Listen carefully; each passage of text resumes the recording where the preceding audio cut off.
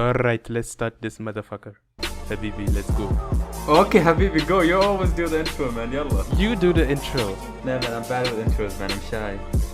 Why you shy? Don't be a fucking shy bitch. Let's start the fucking podcast. I'm always shy, man. Take care of me, senpai. I'm not your fucking senpai. I'm your fucking co-host. Let's start the show. That's senpai me.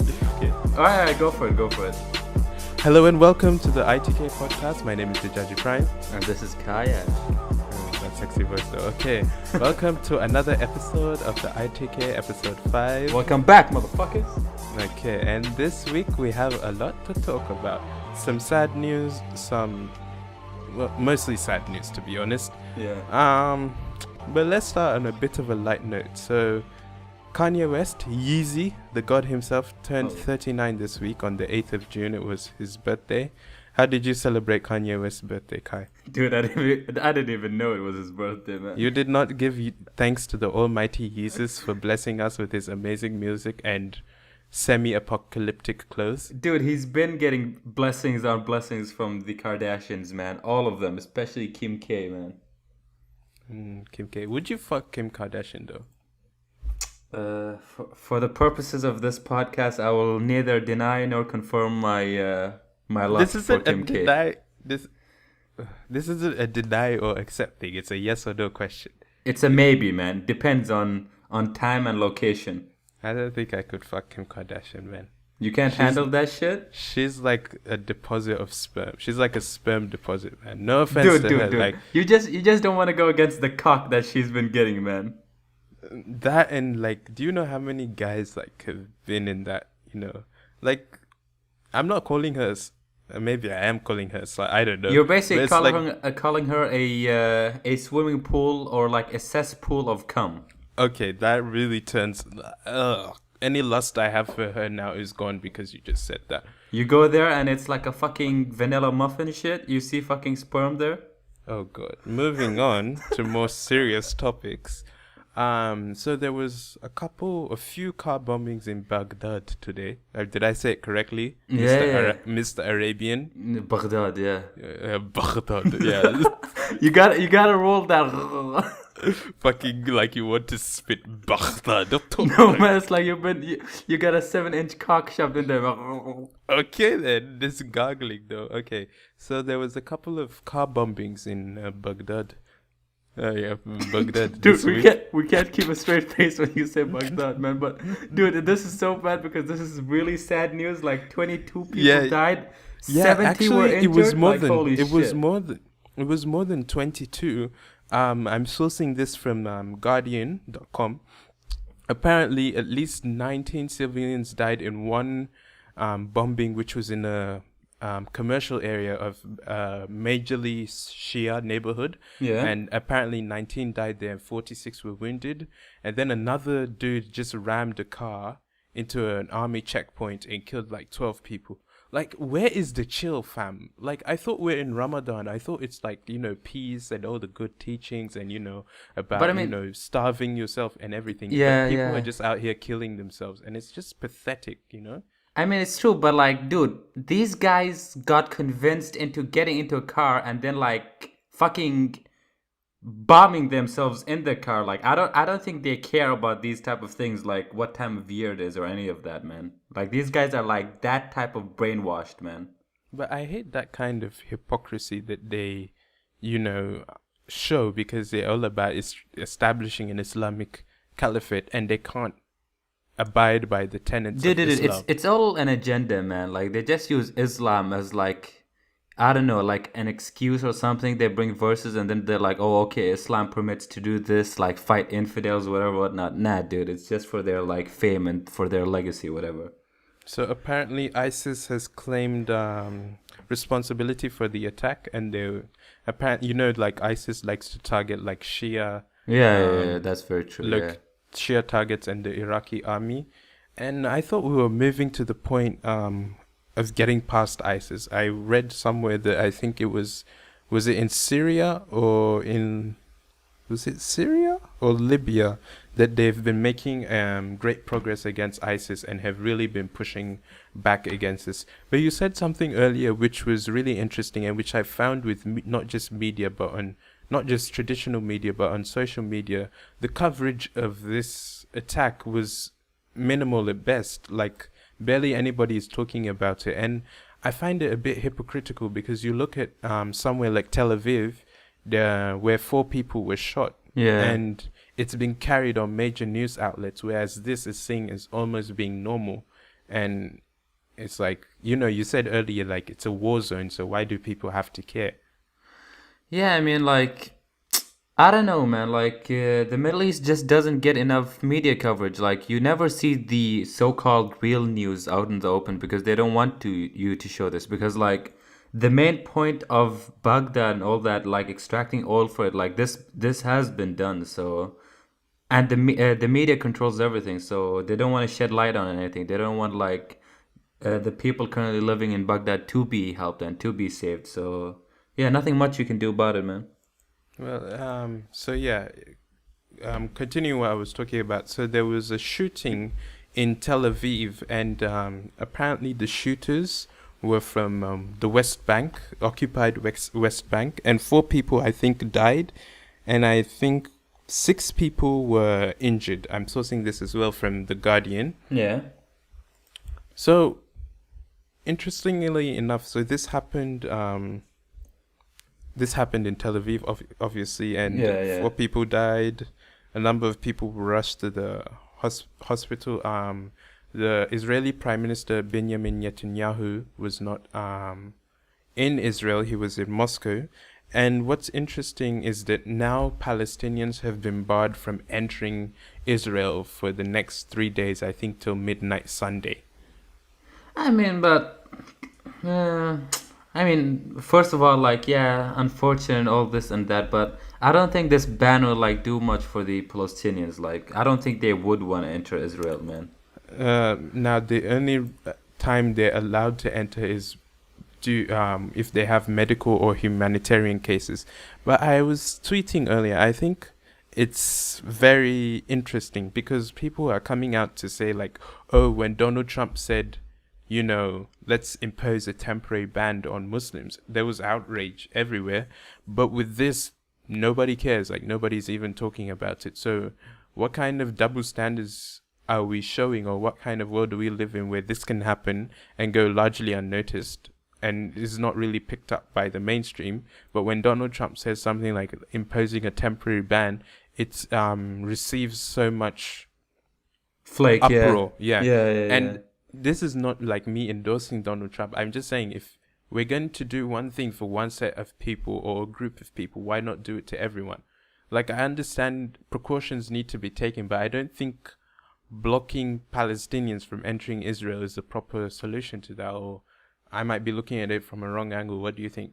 I mean, definitely, definitely. But like, first of all, about Donald Trump, dude, he's portrayed in the media. He may well be what he is portraying himself to be, but basically, he's like a big villain. So anything he says is like gonna be held against him, for better or worse. And this is the same thing. But with Israel coming out with this whole thing, um, I think it's just like, oh, okay, so like, who are causing us troubles? Like the Palestinians, right? So we banned them from coming into our country, like, should solve everything. So they took like that whole extreme to like solve it. So, like, if, let's say, for example, like 5% of the Palestinians do trouble against them, they want to ban the whole like 100%. So, not really an effective means to this, but hey, what can you do? But another thing about this though, I don't really think a lot of Palestinians would want to go to Israel if they don't have like any immediate interaction with it, because I don't know if you guys know this, but if you happen to go into Israel, like, obviously when you get through the immigration, they stamp your passport, right? But during the holy month of Ramadan, people like to go to Hajj or like Mecca. So Saudi Arabia will deny you, and a lot of Middle Eastern countries will deny you access if you have like an Israeli like Stamp. immigration stamp on your passport. So yeah, that's an interesting point too. Oh, I never knew that actually. But Yeah. we'll get into the nitty gritty of Ramadan and Hajj and all that in Yeah. later on, in more detail, actually, later on in the podcast. So moving on to Britain and the EU. So Brexit, I'm sure a lot of you have been hearing about Brexit. Basically, Or if you're an ignorant fuck like me, you don't know what the fuck this is. yeah. So for those of you who don't know, Britain is currently a part of the EU. Yeah. I think I don't know if it's only England or Britain in general that's voting whether or not they should stay. No, it's Britain. Whether or not Britain should stay within the EU or pull out of the EU. Now, both sides of the political spectrum have been debating back and forth. I think the current incumbent, David Cameron, is for Britain remaining in the EU and the opposition is against it. So, a few things to note here. People who are in support of are in support of Britain remaining in the EU are mainly citing that the economy of the Britain would do better while remaining in the EU, and that there's no reason really for them to pull out. Obviously, there might be more restrictions, but they feel like they should stay within the EU. Whereas the other side is like citing various things such as the influx of migrants and that the economy is doing badly. I haven't really like completely made up my mind. I'm still going through everything, but I think like Britain doesn't really have a right to complain about people coming into their countries, because no offense, if they didn't leave their shores like a few hundred years ago, most of these people wouldn't even be in their country in the first place, if you understand what I mean. Oh shit, I see you. But obviously people will attack me and tell me, oh, it happened 100 years ago and get over it and blah, blah, Yeah, blah, just blah, because blah. slavery happened 100 years ago, nobody like says it's right. So whatever wrong is still wrong in this day and age. So yeah. Well, motherfucker, there's a reason why I'm speaking like English instead of my local language, and it isn't because of anything besides British imperialism, but we can overlook that. Diversification, motherfuckers. So yeah, there's this the actual site to register crashed on because people were trying to register before the deadline, and from all indications it seems like the Brexit camp, the people who are going to vote for the Britain to leave the EU, is actually gaining momentum and might actually win the referendum. Holy shit. So it should be interesting to see. A lot of analysts have claimed that if Britain does indeed leave the EU, there might be like the economy of the Britain might not be able to sustain it. From my opinion, I've seen a lot of fear mongering on both sides. This side talking about immigrants coming in and raping your women. This side talking about, the economy dying or flatlining. So it's going to be interesting to see how it plays out. Dude, imagine if it's not like about like economy, nothing. They just don't want their women to be fucked, man. Well, I don't know. Maybe they don't want their women to be fucked. Dude, I don't like, think can you anybody wants their imagine women these to be like fucked. fucking lustful, jealous motherfuckers in the streets, right? They'd be looking at interracial couples like, this skank and shit like that, dude. Dude, imagine if that's the case, man. That shit would be funny as fuck, though. Because mind you, like I mean, I'll just bring football into this. With the Premier League being such a success and all these foreign players making money, they might just be fucking jealous that like people from abroad are coming into their country, into their lands, and like doing so much better than they themselves are doing. So that might be like an angle too. Fair enough. So moving on to our next topic, we will now head over to our field correspondent Kai Ashk, who is going to update us about the presidential primaries or the Democratic sides in California. Seeing you were in LA, can you give us some insights into the going on? And you are a youth, so what was the mood like? What was actually going on there? All right, fam. This is what went down. Oh god. Why does this sound like some ghetto story? Like when they're like, alright fam, I'm gonna tell you what happened, No, man, like real talk, I'm gonna tell you what happened, man. Oh god. Man was like out with friends chilling. We Asians, man, we go to the fucking boba shops. We go. Any story that starts with man was out chilling, it's not gonna be a legitimate news source. But continue.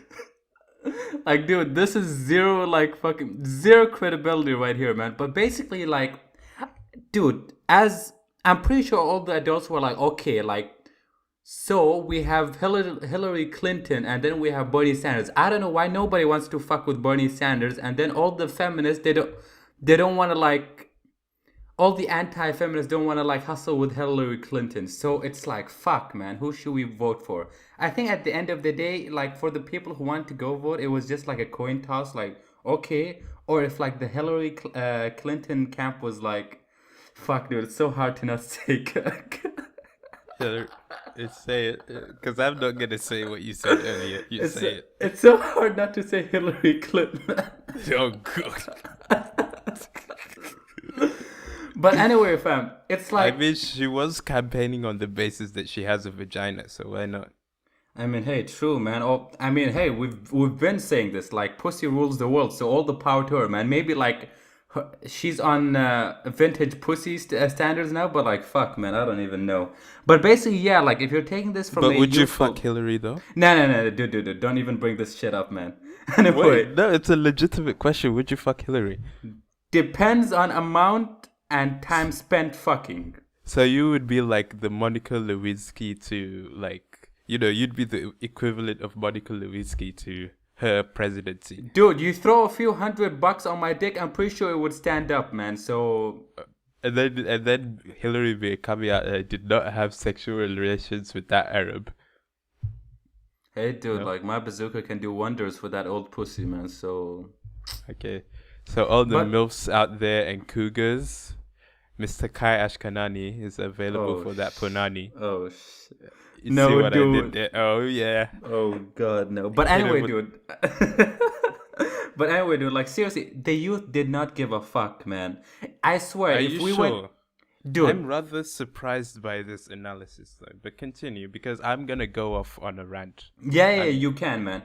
But basically, yeah, if you go out to people and tell them, yo, who are you going to like vote for, Hillary or like Bernie Sanders, they would be like, who the fuck is Hillary, yo? And we have fucking votes now? What, huh? Like, dude, people don't give a fuck, man. People are just like, dude, I think if one of these guys like came up with the idea, like, oh, let's legalize weed as their like main point, But dude, they would one get of like, one of them has called for the legalization of marijuana. dude, then this should have been his main point, man. His like fucking campaign ad should have been like fucking Snoop Dogg with a fucking cigar weed as his Ti banner. has campaigned for him, dude. Ti with a cigar weed in his mouth, though.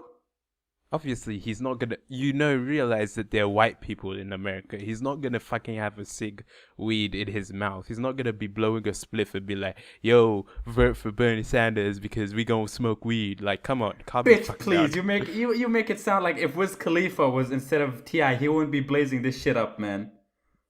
That's why Wiz Khalifa that's out there paying like how many millions of dollars to Amber Rose, but that's beside the point. So continue. Like, I want to know what's your analysis of the actual situation that was, prevalent. So please continue. I'm fascinated by this correspondence.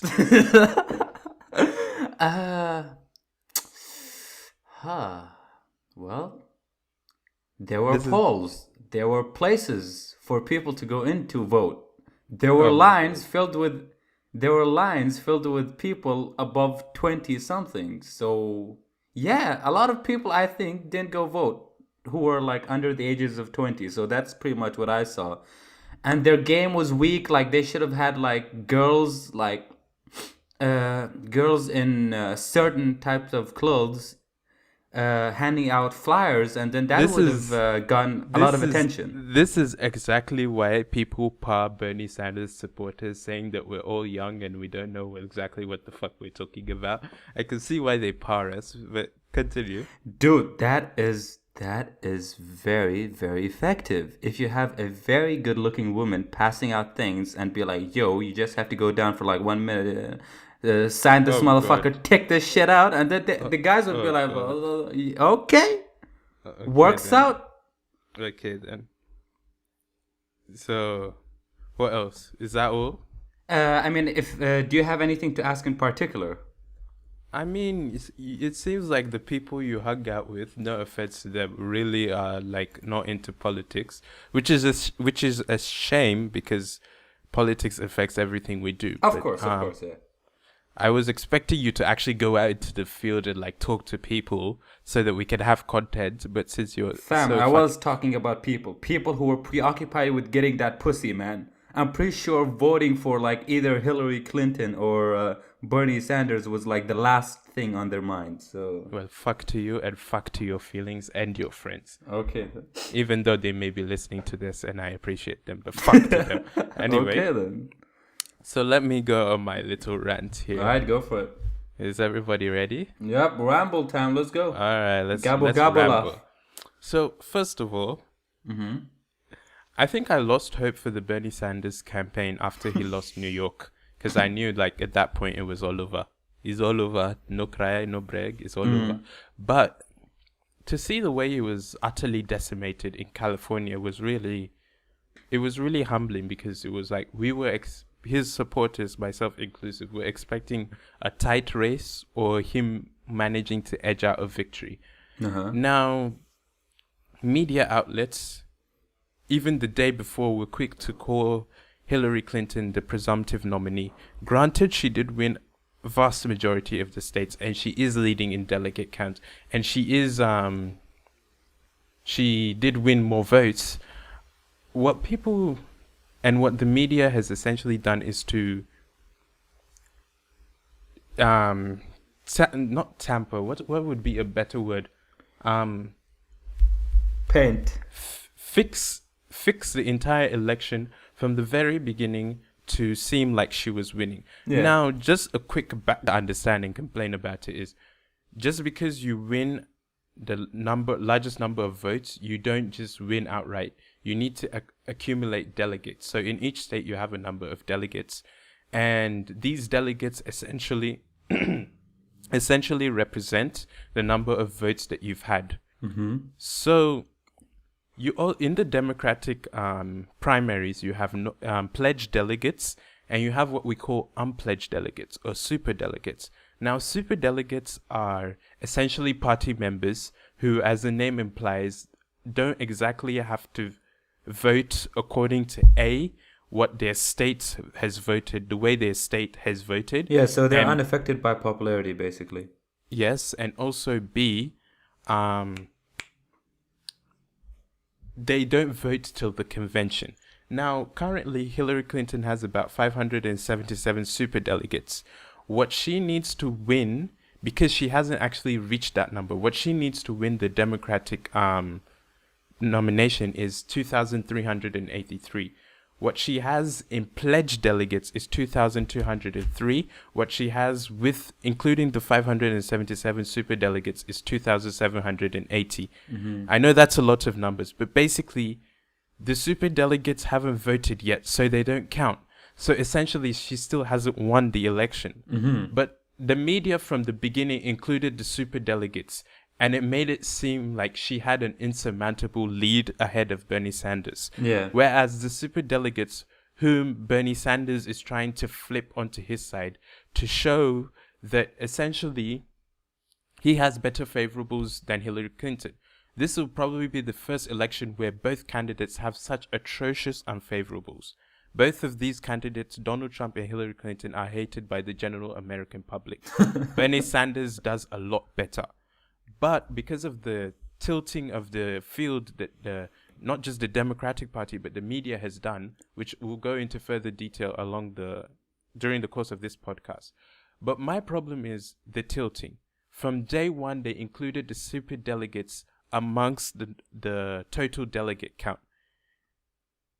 The reason why this pisses me off is because in 2008, Hillary Clinton had the super delegates on her side. But then Obama started winning, and then they were like, you know what? This black guy is about to win. Let's go to his camp. And they decamped and moved and supported him. Why? Because they hadn't voted yet. The delegates, the super delegates, don't vote until the actual convention, which is in Philadelphia, which is in, I think, July 7th, but I'm not exactly sure when the date is. So Hillary Clinton hasn't exactly won. She probably will win. I don't see any other way for Bernie to win, except if the FBI slides into Hillary's DMs. But besides that, she's essentially the nominee. But dude, like, fuck, dude, the swaying power of these so-called super delegates is like fucking, dude, this changes the whole flow of the game, man.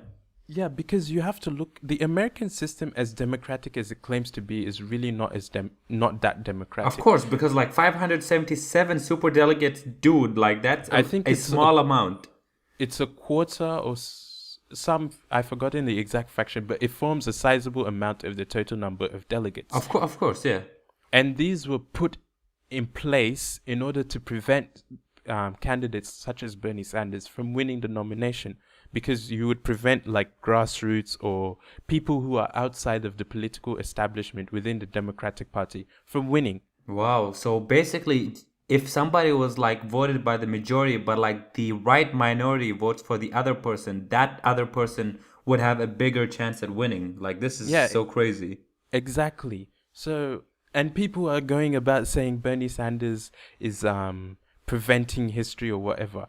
We shouldn't be talking about gender in 2016. We should be talking about what do these candidates have to offer to our collective what do these candidates have to offer us? Not what is a woman or if is he black or what. We don't care. Dude, We this is shouldn't be caring yeah, about this that. is so overplayed these days. Like, oh, like no bashing against these type of people, but like next thing you're gonna be like, oh, we want the first like lesbian president, we want the first gay president, we want the first like, dude, he could be a fucking alien if he was born in the U.S. and then like he went up in the fucking political movement, whatever, whatnot, right? And then he could want to lead the country, whatever. If he like presents a good case for his for himself, then hey dude, by all means, man, no discrimination. But like we want Hillary Clinton to win just because she's a female? No, dude, that's, if anything, that's a bitch slap to Hillary Clinton herself. And So to all the people that are saying we are sexist now, I would pose the question to you. Would you support Sarah Palin if she was the only woman running for president? And I'll let you simmer in your own ignorance while we continue the show. So we're going to come back to that, but now we need to talk. There have been a couple of sporting legendary sports figures who passed away the past week. yeah, One of them was Stephen Keshi, who died about 2 days ago. yeah, Stephen Keshi was a former coach of the Super Eagles. He was also a player for the Super Eagles and won the African Cup of Nations in 1994. He's the only second, or the him one and of the few, another yeah. Egyptian. And another Egyptian. I've forgotten his name, but he's one of only two people who have won the African Cup of Nations as a player And a manager, yeah. as a manager. So it was I still remember the feeling of watching AFCON in 2013, and I think that was probably my most proud moment as a Nigerian sports fan. And my condolences are with him and his family. I thank him for the memories, because those were great memories. I remember, like, I watched them back like last night, just reliving that memory. And what's interesting about his death is that his wife died about 7 months ago. And a lot of people are saying he couldn't be without his wife, so he's probably gone to meet her.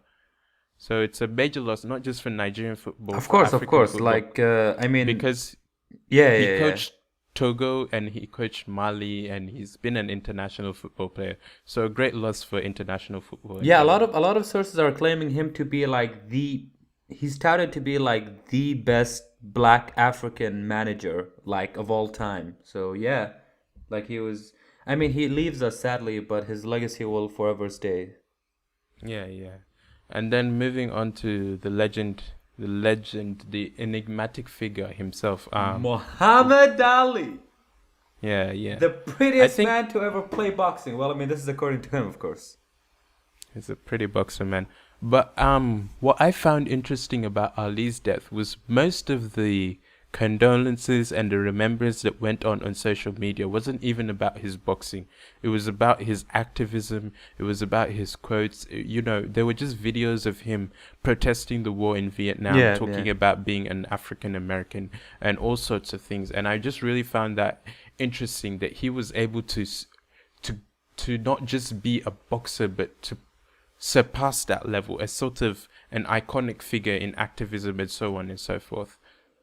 I mean, like, this is just something that irked me off with these type of things. dude, when popular people pass away, don't you think it's sort of like a sick trend that goes on for like a short period, like let's say 3 to 4 days, where you'll see everybody, dude. I swear, man. I can tell like people who don't even know who Muhammad Ali is, right? Like let's say these guys were on the ground and then they saw, oh, okay, oh, rest in peace, like the greatest ever, whatever, and it's like, fam, I gotta jump on this, yo. I gotta post this, like guaranteed 25 plus likes. Like, dude, what the fuck, dude? Like, I've been seeing it's like a trend, man. Like, I mean, like, dude, you either like post if it really like if it was attached to and like you felt something. If not, then or is it out of respect? I don't know. What do you think about this? I think it's a bit of both. Everybody loves a bit of attention. I personally, like when Prince passed away, actually, it hurt me. Yeah. I wasn't the biggest Prince fan throughout my life. I always knew who Prince was. I listened to a few of his songs, and my mum was a Prince fan. But why it hit me was because within the past... Why are you moving so much? Within the past, like, 2 years, I actually started listening to Prince songs, and I actually started investing time into who Prince was and whatever. Yeah. So it really like struck me because it was just so unexpected. With Ali, I've always seen him as more of like a inspirational figure. I wasn't big on his like boxing or whatever. I'm not a huge boxing fan, but I could appreciate his greatness as a boxer. But I always looked at him, float like a butterfly, sting like a bee, being with the Nation of Islam, meeting with Michael Jackson, being with Malcolm X and all of that. That was what I saw Muhammad Ali as. So just talking about that, like for example, Bryson Tiller tweeted like rest in peace Cassius Clay. And a lot of people were like, tweeting at him like, do you know this dude would have fucked you up if you had called him Cassius Clay? Yeah. But yeah, it was just a sad loss. He was laid to rest, I think, today, according to Islamic tradition. And I think his daughter said all his organs had failed, and only his heart was beating for like 30 minutes. Yeah, fam, that's the heart of the true boxer right there, man. Like, dude, this guy has went like the full 15 rounds multiple times. Like, when resting would have been easier and coming out would have been like harder than dying, man. Like, it's truly unbelievable, man. I mean, the legacy of Muhammad Ali. I kind of feel sad for all the people who was going like up into boxing. Like the best example would be Big Money Mayweather, right? Like fair enough, credit to him. Like he's considered one of the greatest. But like if you bring Mayweather versus Ali, like although that is like a fair comparison in my opinion, but people will be like, dude, are you fucking kidding, man? Mayweather versus Muhammad Ali. Muhammad Ali would eat him alive. Like okay, I feel that's a little bit true, but. Still, like, Mayweather is still up there. He's undefeated. In terms of, like, stats, he defeats Ali. But both of them being so arrogant, I'd say. I mean, arrogance also backed up. But why do you think Muhammad Ali was so loved for his antics, while Mayweather was hated for his? Muhammad Ali said a quote, which I'm paraphrasing, but it's like, if you can be arrogant so long as you can back it up. And I think Mayweather says that as well. But you have to understand, Ali and Mayweather, you can't compare them because they're different eras, and B, you can't compare their personalities at all. I think it would be a disservice to Ali to compare him to like Mayweather, because Ali was like a figure, standing up for the rights of African people, talking about Islam, he was just an inspiration. Whereas Mayweather, he's like a bad guy who you just support because he's good. You're not supporting him because of his character or whatever. So I think that's why he gets more flack. Whereas, I guess it's true. Yeah. And secondly, Ali got a lot of flack, mind you. It was only within like the African American community where he got his support, but white people absolutely hated Ali. No. So, mind you, this was like from the 60s, like fair enough, from when he began his career till like the late 60s. But dude, after he came back, after his suspension was up and he came back in the 70s, dude, white people started sucking his dick, man, because they were like, okay, we've never seen someone like this, and we probably will never see someone like this again. So better ride that dick while we can, man. Yeah, but rest in peace, man. It was it's sad that we've lost someone like him. And he Yeah. battled with Parkinson's, but it really was a true loss. Of course, of course. But the thing, like, I just want to wrap up the whole Muhammad Ali versus Mayweather thing. I think so. Yeah, I think that's why because, like, granted, I think they're inside. different eras, though. No, It's no, like no, no, no. I'm not. I'm comparing. not talking about abilities. I'm outside of abilities. I'm just talking about their likability. Uh-huh. Yeah, It's I still think. an ability because it has likability in it, Oh my motherfucker. days, this guy be correcting this shit. Swear, I No. just had an epiphany. Oh, no, no, fam, It not on had the it, fucking podcast, yo. but it But, cost me 50 epiphanies. oh, but We're gonna yeah, be talking about Drake, as you guys can tell. We ride that Drake dick. nah, fam, Drake. you write that dick on your own, man. I don't want. I, I d- don't care what I don't anybody want no says about. dick. I don't want no Drake juice up in me. Nah, fam. You just keep that Drake juice all to yourself, man. I'm not. I I'm not don't riding care. no, none of that Drake dick, man. If in 2016 liking someone is riding his dick, I don't give a fuck, because all those nights when I was, being a little bitch, it was Take Care that got me through it, not your bitch ass. So I could give a fuck if you say I'm riding Drake's dick. But yeah, he makes amazing music, and All I right, don't care man. if Props it's to true. you, man. You ride that dick and you ride And that shut dick up, well, man. you ride Drake's dick as well. Don't be acting all. Allegedly, allegedly. There is no allegedly. You're not some fucking celebrity on TMZ that can be like allegedly. But anyway, man. Back on topic, right? I think why. Uh, First of all, why people hate Mayweather is like, first of all, he flaunts his money. Like, dude, Muhammad Ali, like, he would make bank, not to the extent of Mayweather, of course, but he would never show off what he's getting, man. Like his fight that allegedly shook the world, he made like 630K. Dude, his glove, mind you, the glove that he wore on this fight, netted him like 830K when it was sold to somebody in Almost on some Michael Jackson shit. like, dude, fuck, man. He got like 600 something from the fight, and he gets like 800K just from selling his gloves. Like, holy shit, dude. That's when you know that fight really shook up the world. But anyway, like Mayweather, he's been beating up women, whatever, whatnot. Okay, people And hate he him. can't read, apparently. Allegedly. I don't know about that, but dude, like as soon as they knew he was a woman beater, they were like, nah, man, this guy's scum. Okay. But Muhammad Ali, like, yeah, he tried to do good for the world. Like, he tried to enlighten people and all that.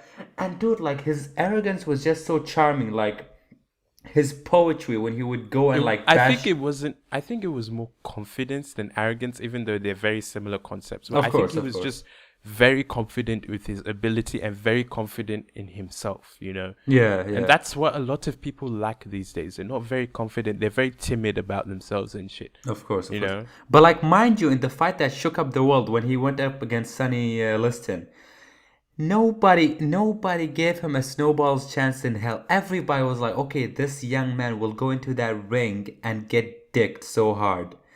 So he started coming up because nobody was hyping you. Mind you, even his own camp weren't saying shit. They were just training him, getting him to the best of his ability so he can show up. But nobody was hyping him. So he was like, fuck this shit, I'm gonna hype myself. So he starts saying, oh, maybe I'm the greatest of all time. I'ma smoke him. It's gonna be done in 8, in 7, in 6.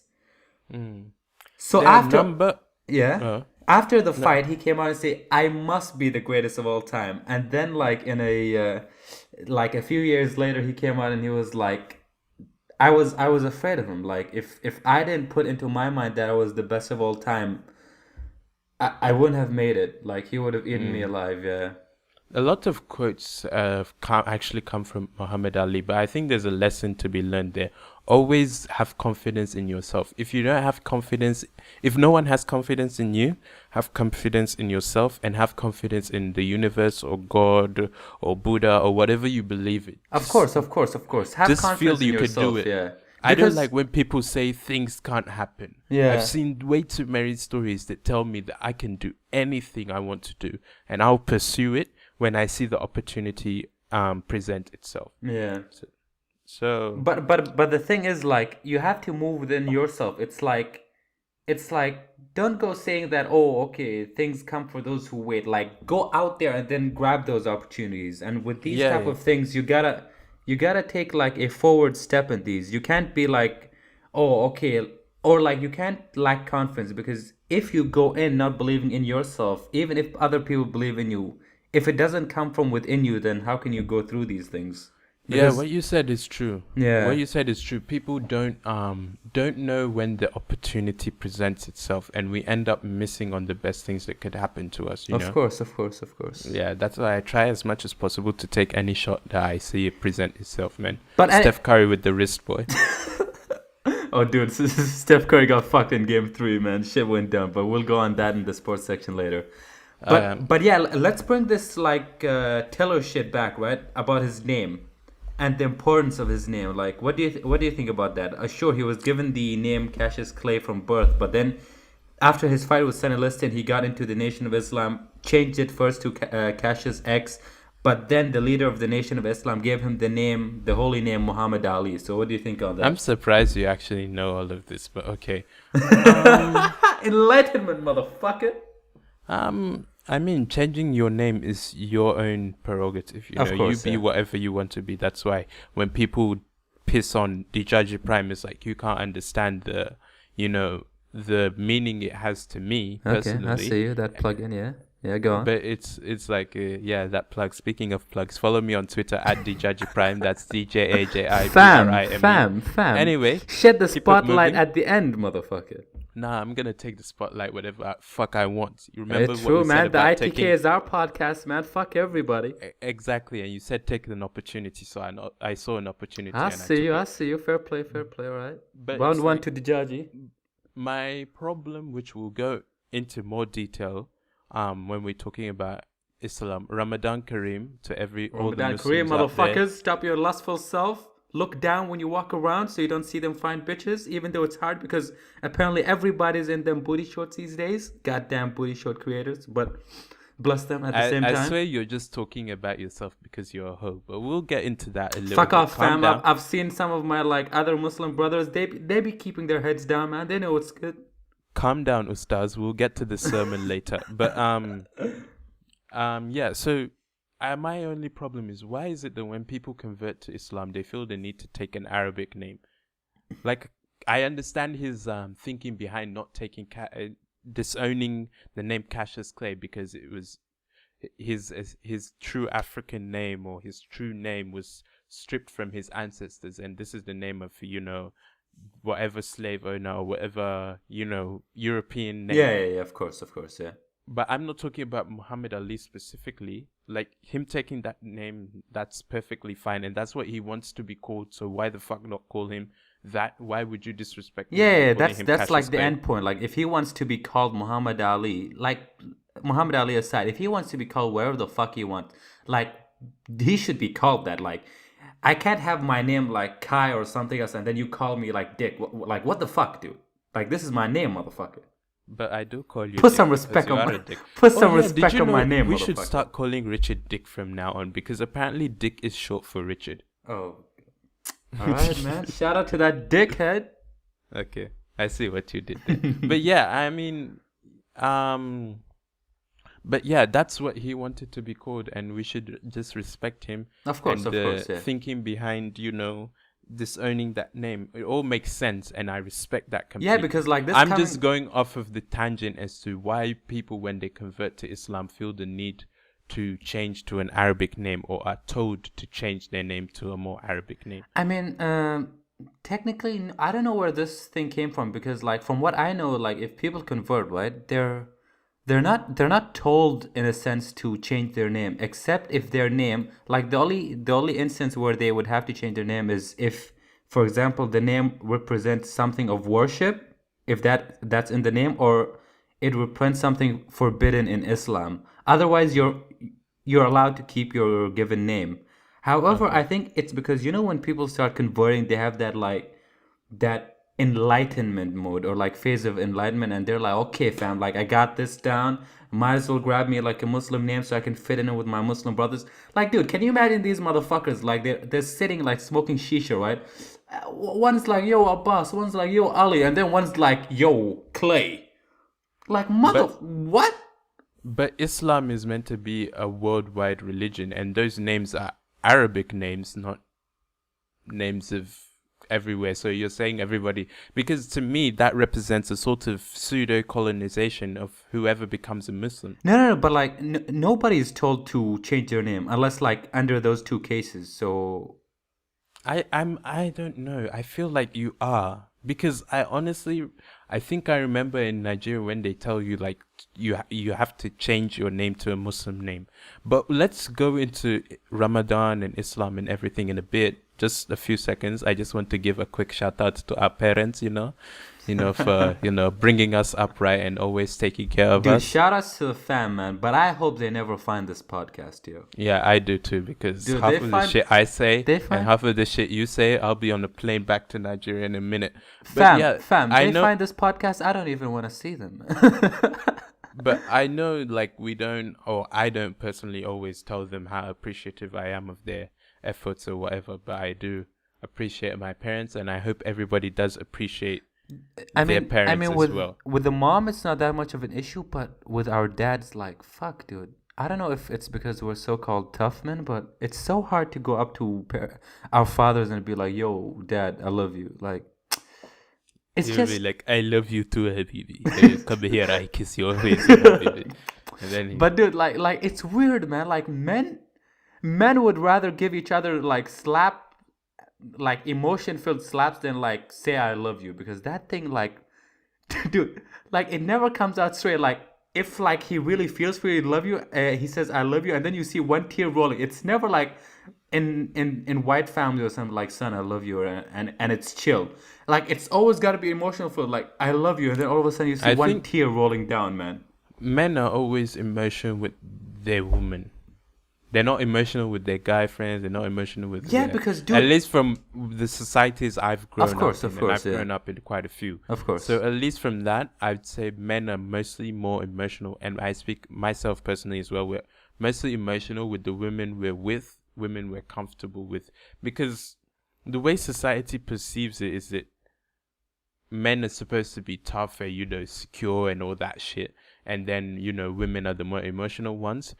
And even within relationships, girls tend not to like guys that are emotional. Yeah. And that's why from the jump I'm like, yo, I might cry a couple of times, Yeah. I might be a little bit emotional. Can you handle that? If she's like, nah, cool, bless. If she's like, yeah, then deal with it. Oh, But I this think, tough man talk. I see you. yeah, man. If it's I don't mind saying that I like stability. I want that stability. Of I course, don't of like, course, of course. Shout out to having to consistent move pussy. That thing around. is a must. What? Shout out to Assistant pussy. consistent pussy, yo. Oh, okay. This consistency on some Ronaldo shit. But yeah, Yeah. I think men are more stable when they're with a woman than around men. And Because there's- even men be making fun of you, like, how we make fun of our friends who are like, oh, he's so emotional, he always come to us cry. But- I don't know, I have an Asian accent, but still. yeah, but dude, you know the thing about men, right? Like we can never show our emotion in words. Like you can never go up to your like friends, if granted you really love them, right? You can never be like, yo, I love you. Like it's so weird, Yeah, it man. sounds just very weird. you Sounds saying weird. that. Like So can we move on? If no, like let me just put this right in No, you're retrospect. not putting it anywhere. Let's just. Fam, Let's- shut the fuck up, man. You're starting to sound like more fucking gay than me, man. Oddly enough, because I'm the more. So you accept that you are gay? No, man. I accept that I'm like sentimental, man. But anyway, like you'd usually be like you'd be choking your brother and be like, "Yo, fam, I love you, man," and then you'd be laughing it up. But you can't just say it in a monotone voice like, "Yo, I love you." Like that shit is The just next scary, thing you man. know, some dude slips down his pants and you start sucking on his dick. Fam, So when I moving on go to- back to like Australia, I better not like find somebody like hugging me at like 12 p.m. and then they're like, "Oh, I love you." Like, What are you on about? dude, you know who I'm talking about, man.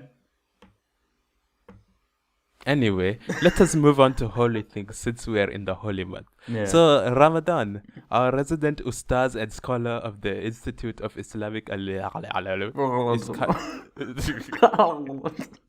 mind you, he can say this because he's Arab. So fuck to your fucking prejudice or whatever. It's Whatever, racist. what the fuck, yeah. So, Ustaz Al Qasim Yeah. is here today to talk to us and preach the brethren on the tenets and the behaviors of Islam Assalamu in alaikum, Ramadan. fellow brothers. Assalamu alaikum, brother. Go ahead.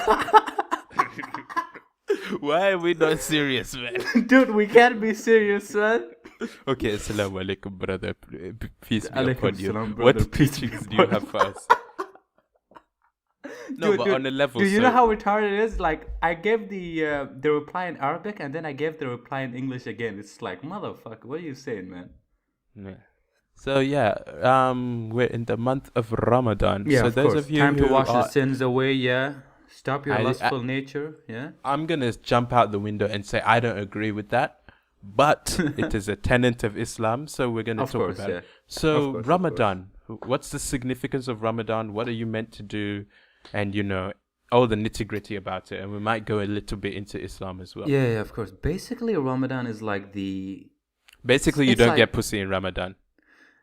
to a certain extent, unless you're married, and then you're allowed that halal pussy. I know you We'll still be coin it. fucking though. You're a hoe. I will neither confirm nor deny these allegations. But okay, let's move Exactly. on. And you're Dude, allegedly I'm on virgin. scholar mode, man. Please give me Okay. put some respect put on on my that name.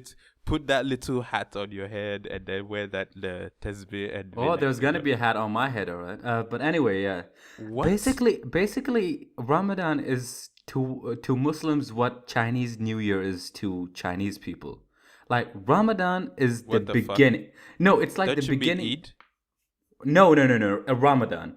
Ramadan Dude. is no, dude. Okay, Listen, let me continue. go through this. Okay, go for it. Ramadan is like a month where you pray 5 times a day. You You fast. do that normally, sh- by the way. No. Dude, you would not know how many people pray 5 times a day just in Ramadan, man. Including your anyway. bitch ass. Hey, dude, I will. Dude, let me continue this shit, man. Okay, Scholar okay, Kasaman. continue. Fuck you. Okay. But anyway, like you're meant to uphold everything that's related to Islam. So you're meant to fast from sundown to sundown to sun up. Everything this that. Oh my Sun days. up, sunrise. Dude, this is fucked up, man. Like I can't explain this shit, man. It's too long. It's from sunrise to sunset. What are you talking about? Sundown to sun up? What the I don't know, man. I was looking up, looking down. There's no sun out. I went for retard, man. when the ustaz goes full retard, man. I imagine the prayer sessions that you've been leading, you've been saying the wrong shit in Arabic. Dude, they know I'm gonna say the wrong shit, so they're like, dude, just go in the back, man. Oh, good. But yeah, basically, like so real talk, like this is based. So basically, you're meant to be really strict during this whole month of Ramadan, and then that's meant to be a basis, like a stepping stone for you to be religious throughout the year. So yeah, it's not meant to be like, okay, we get our sins forgiven in this year, and then we like fuck around for like the next 11 months. Like no, fam, no. Even though that's what most people do. Of course, that's what most people do. Like, dude, like, shit's crazy, man. Like, my friends, right? This is like his main joke. He's like, fuck, dude, let's go party out and shit. Like, but then the most important thing, we book a flight to Hajj, wash away our sins, and then we go back home. I'm like, I was actually just to digress a little bit, but Yeah. we'll come back to it. I was watching about Kant, Immanuel Kant, who was a German philosopher, yeah, and he had something interesting to say. He was like, morality should not be based on like taking orders or foreseeing a certain reward. We should be moral and we should be like doing good things without the need for a reward at the end. And I think of course, yeah. that was a very interesting thing because most religions are based upon the concept of a reward. Of course, yeah.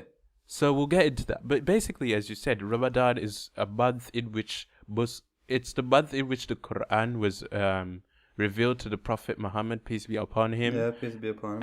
And it's basically a month in which Muslims are supposed to uphold a certain It's basically level a month where Muslims turn up, like 0 to 100, basically. So it's basically a month. Don't listen to this ignorant fuck. It's basically a month where Muslims are supposed to uphold a certain level of religious piety.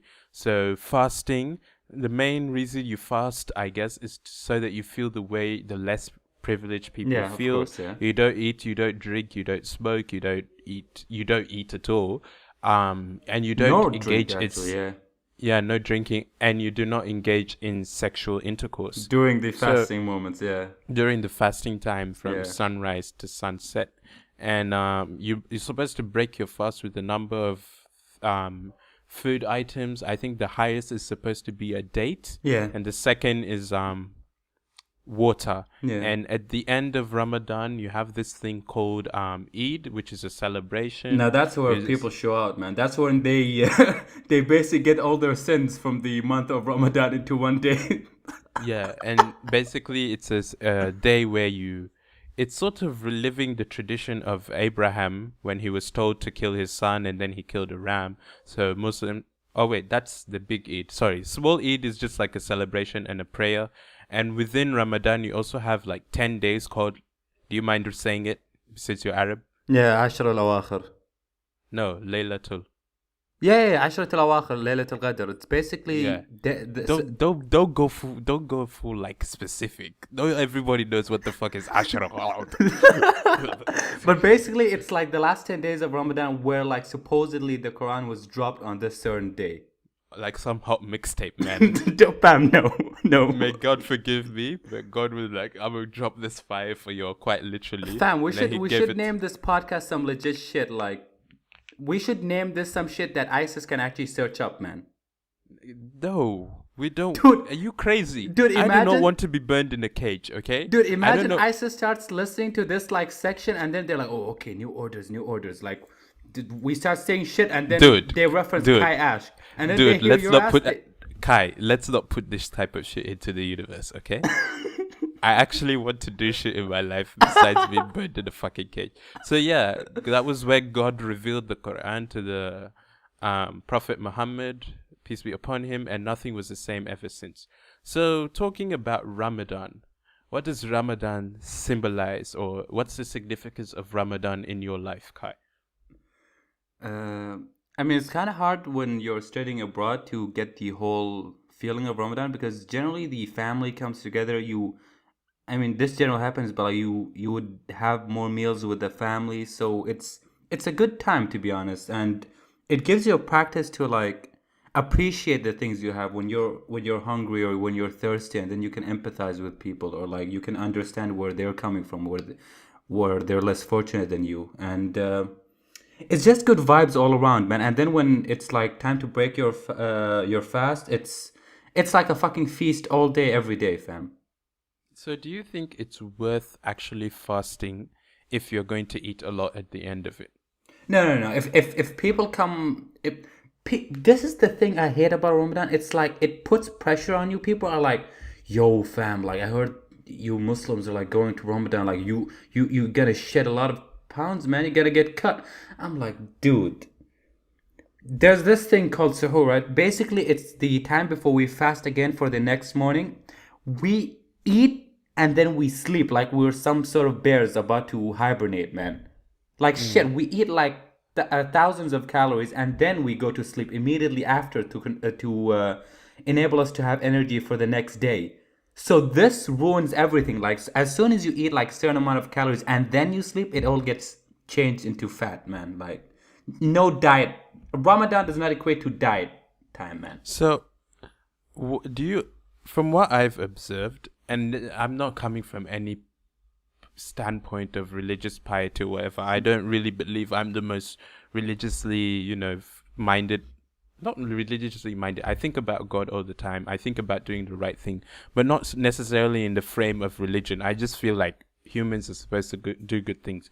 But do you think that people behave better in Ramadan, or is it the same? Because from my experience, people just behave the same except they starve themselves. So I don't really see the point of it.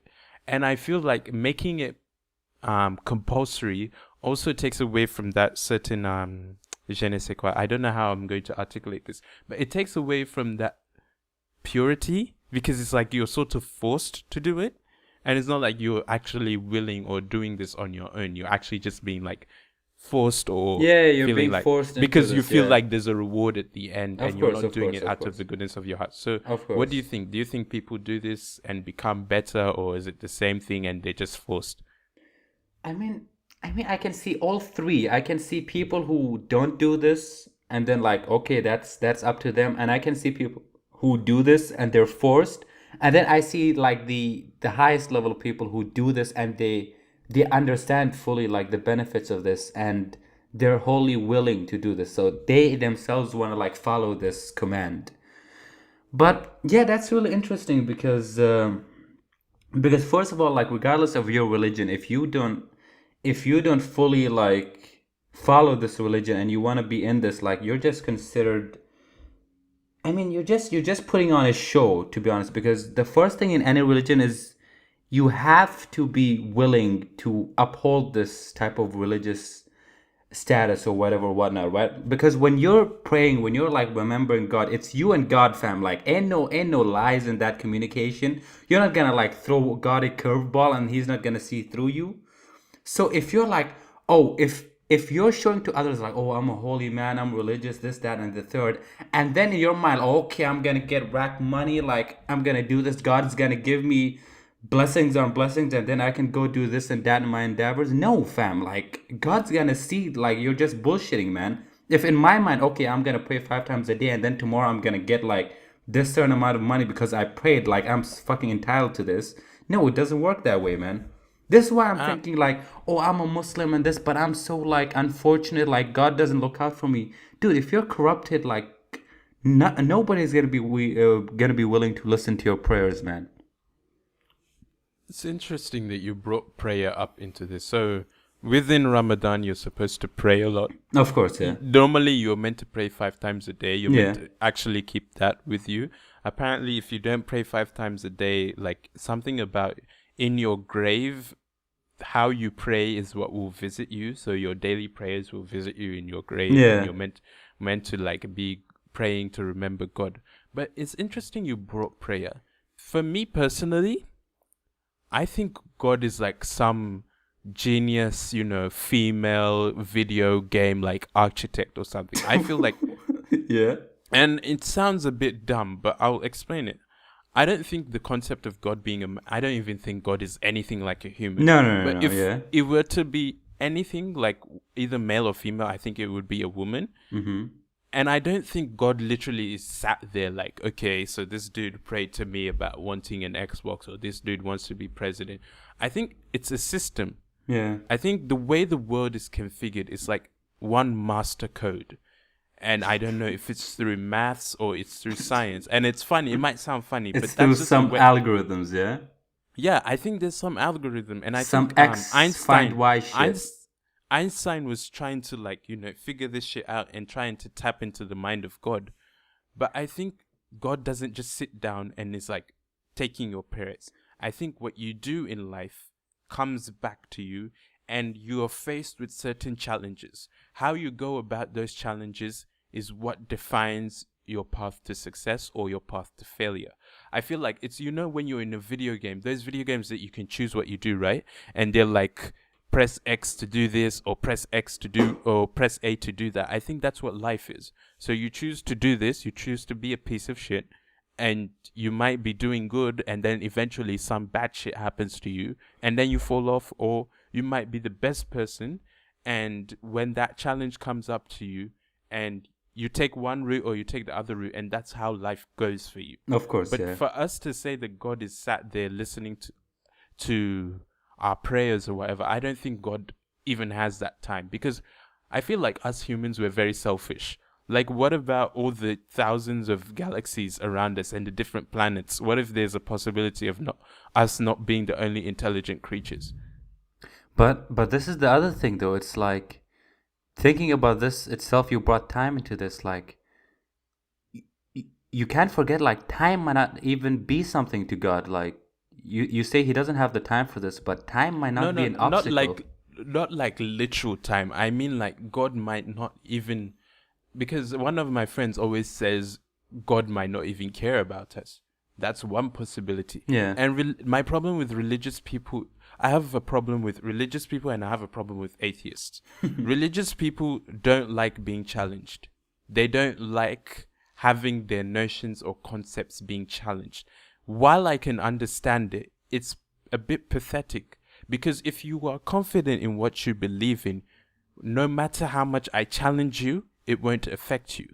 But if you're not confident in something, that's when you're afraid to be challenged. If you're not confident about, how well you're going to do in your exams, you wouldn't want to be challenged. Yeah, of You course. understand? Yeah, But I if you're understand. confident in your faith, me challenging you will just bolster your faith.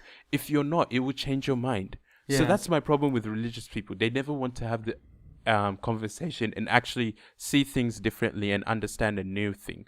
My problem with atheists is they think they're the smartest motherfuckers Yeah, on they the earth. basically think they're the shit, yeah. Like they've read all the history books and all the fucking science. They're like, open a science book. Bitch, everybody's open to science book. Just because, okay, maybe we didn't just come from two human beings, or maybe if evolution is actually legit or whatever, doesn't mean you're the smartest motherfucker in the world.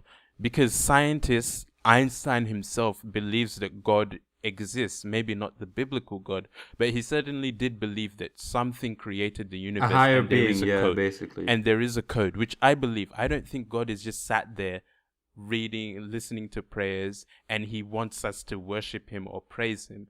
I think it's a system he created, and we can't understand it, because obviously if we could, like, we would have been having epiphanies and spending 50 at Tiffany. I don't know why I had to bring that up, but I just had to. But going back on point, prayer and religion and whatever, I don't know if that's really how it's supposed to be. I mean, like, because religion itself is restricted to geographical regions. So what makes it? Why was Islam only in Arabia? Why was Judaism only for the Jews? Are you saying God prefers you to others? And what is your proof for that? We really don't have any proof to support religion. Just one guy, may God forgive me if it is true, one guy has an epiphany and comes up and tells other people, and then suddenly nobody can challenge it, you know? I mean, like, religion is so complicated and so simple at the same time. It's like, for simple people, right? It's like, you either believe in this thing, like whatever you try to believe in, Christianity, Hinduism, Islam, whatever, right? It's either you believe in this higher being or not. It's as simple as that. If you believe in God, God exists for you. If not, then God doesn't exist. This brings me to the other thing about challenging people. How can you challenge people based on something such as beliefs? I mean, it's just weird to me. Like, I believe in a higher being, so how can you deny his existence to me? Like, do you feel me? No. It's not a denial of his existence. It is simply like an interaction you have and you share information. Religious people tend to be so closed off and so like restricted within their own thinking. Like, if we did not challenge the reasoning behind religion, we would not have a lot of the things that we have today, and that is just a pure fact. Yeah, that's very true. If not for challenging religion or challenging powers who institutionalize religion, we wouldn't believe that the earth rotates around the sun. Yeah. If not for challenging religion, we wouldn't be using contraception. We wouldn't be curing certain diseases, because people were like, oh, that's the will of God and that's just how it's going to happen. Yeah. So I do believe a certain level of challenge is necessary for us to evolve as not just a species, but as individuals ourselves. We do need to be challenged sometimes. Of course, yeah.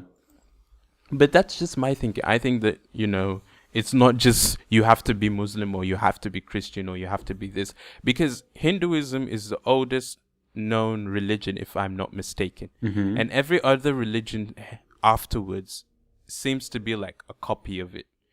And one could argue that Islam and Judaism are copies of... I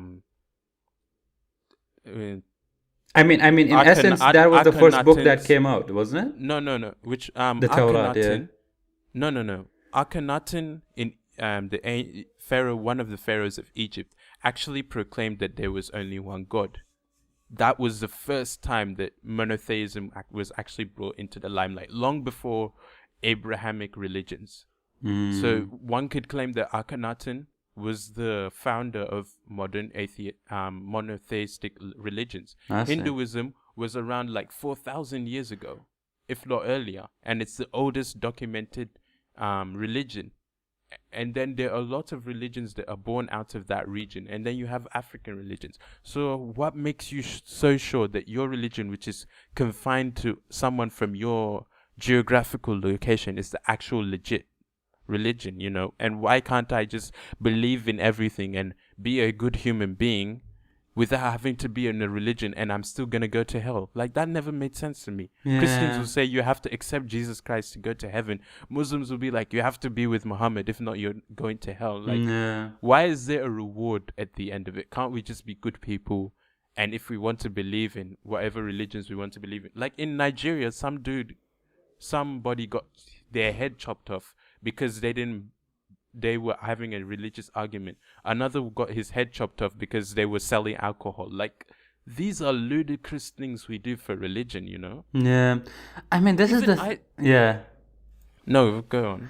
I mean, this is the whole thing I want to say about religion. Like, for me, like, I don't like to make it too complicated. It's like, I follow what my religion says to me. First of all, not because I'm being forced to. I mean, obviously, when I was a kid, I was forced to pray 5 times a day. This, that, and the third, right? The smacks on the head, though. Yeah, of course. But when I like became mature enough to do my own things, I'm like, oh, okay, if I pray 5 times a day and like say God's name, this, that, it actually makes me feel better.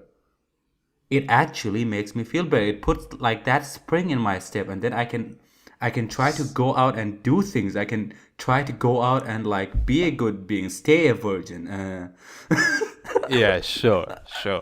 I can like actually go out. It's like why are you talking like a white lady in a church service? And then God came into my life. Hallelujah. And I was like, I can do it, you know? Dude, like I pray 5 times, I can do it. And then I just go out and do my shit. But like no, it actually brought me peace. So basically you had an epiphany. And I ended up spending 10 fils on falafels. Yeah, no, I didn't. I don't have bank for Tiffany's, man. Shit. But yeah, I think everybody can be what they want to be, believe in what they want to believe. Yeah. It's ludicrous for you to argue with someone or not want to be with someone or not want to interact with someone because they believe in something different. I also believe that there should be a certain level of conversation that goes on. It just stimulates knowledge. I like learning about but this is one thing I don't like though. The marriage boundary is something fucked up in terms of religion. Like, dude, you wouldn't know people like they cock block you so hard, man. It's like, okay, I want to marry this girl, right? Straight out of the box, she's not Muslim. Okay, 10 times more difficult to marry her. She's an atheist. Holy shit, dude. That's like playing a game on God mode, man. You ain't making that shit through. Now imagine if you had to cross not just the religious boundary, but also the racial boundary. Oh God, and that's like, I don't even know, man. You either have to be one of the richest men or like having a big penis wouldn't help in this situation. No, it would not help. Only money would help in this situation, to be honest. Exactly. Yeah, you pay the parents off. In terms of currency, or as my like Somali and Sudanese friends would say, in terms of camels, man. Apparently, a very beautiful girl goes for 150 camels.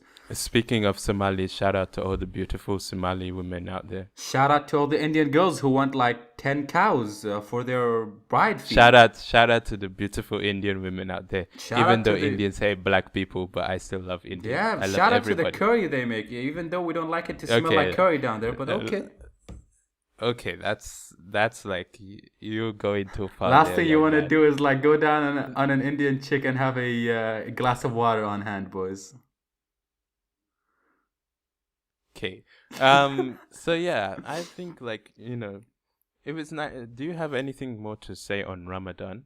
I feel like we're missing something, but I can't remember. I don't know. Like, to be honest, like this has been downplayed. We're just giving them like a youthful outlook. Like, basic outlook. Excuse me. We gave them the basic rundown of the tenets. Yeah, dude. I had the scholar here and I had the infidel there. Like, whatever, right? But basically.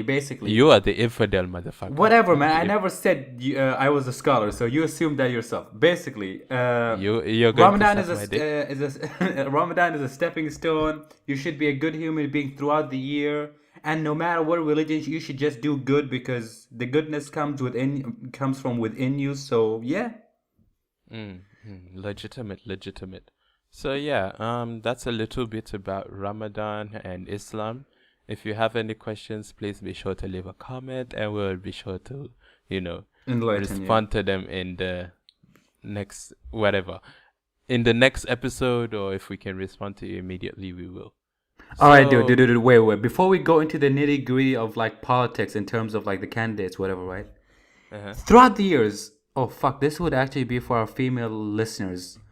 Who Just would say you what you want to. who would you have sexual relationships with out of Oh God. all of the candidates? I can already see like Obama and JFK being in the leading polls for these type of like But things. JFK isn't a candidate, you dumb No. motherfucker. I'm sorry, not even a candidate. I mean, like somebody who was like, what can we say? Like who was up there, either like a legitimate candidate or like a president. I mean, Hillary was banging back in the day, but not right now. I mean, no, in their prime, like JFK in his prime, Obama in his prime when he was like Act- in his first like standing, not in the second Actually, one when he started looking you- like a wrinkled raisin. 1, 2, 3, 4, 5, 6. There was an interesting article on The Guardian highlighting about 6 female candidates who came and sort of paved the way for Hillary Clinton. I think it's sad that we're celebrating someone like Hillary Clinton being the first female Oh my candidate. god. Yeah, I don't hate her, but I feel like there are women who are out there that could have done a much, much better job. But as for your question, who would I smash? I don't know. Is there No, anyone- dude. Who would you think could pull the most hoes, man? We ain't smashing nobody, man. These guys all have dicks, man. What? You mean candidates? Actually, or they can be candidates is atta- more outplayed, man. We have a lot of candidates, man. Let's just put it in terms of like people who like held the main seat at the White House, man. Just the presidents, man. I apologize. There's no like females. Maybe after this year we can make another one, and then Hillary will be in there, whatever, whatnot. But for now, like, let's just have the men. So, who do you think could pull the most bitches? I'm going to go off on a tangent here. She's not a political candidate for president, but she is a politician. I'd say Nina Turner. She's like a senator from Ohio. She Oh has shit! most it- I think I know her. Does she wear glasses? Yeah. Yeah. We go way down. All right. All right. Now, so who do You go way down? Okay. Who would pull the Obama would pull the most bitches, man? I think you're playing the Mandingo card too hard, man. No, he's black, he's charming, and he's decently handsome. I mean, yeah, I give that to him, but I don't know, man. It's a toss-up between him and JFK, man. Like, dude, JFK was a player, man. Man, shut the fuck up. Nobody cares what you said. Shut up. JFK was a motherfucking player, yo. I'd still say Obama, man. I mean, Has that. Obama still, he has that kind of. He's very charming and charismatic, so I'd say Obama. yeah, of course. But I mean, to be fair to a lot of presidents, they were all very charming. I like how nobody brought in Abraham Lincoln George up Bush. into this. Abraham Lincoln, like, we don't know, like, how women. I Dude, don't see mind you, being Abraham the Lincoln was the swag of his days, so fuck. But Abraham Lincoln be like that old grandpa, though. It's like, Dude, Abraham Lincoln be the motherfucker to go down on a chick and then still have her essence the next time he goes down on her. Like, what the fuck, dude? I'm assuming you're saying that because of his beard. Of course, dude. Where else will the fucking stench stay, man? Surely not on Okay, his then. teeth. I feel like Malcolm X would have pulled a lot of bitches, though. Malcolm X is that motherfucker that will fuck you and then give you a history lesson. Like, so in 1996, You gonna we suck had this this- dick?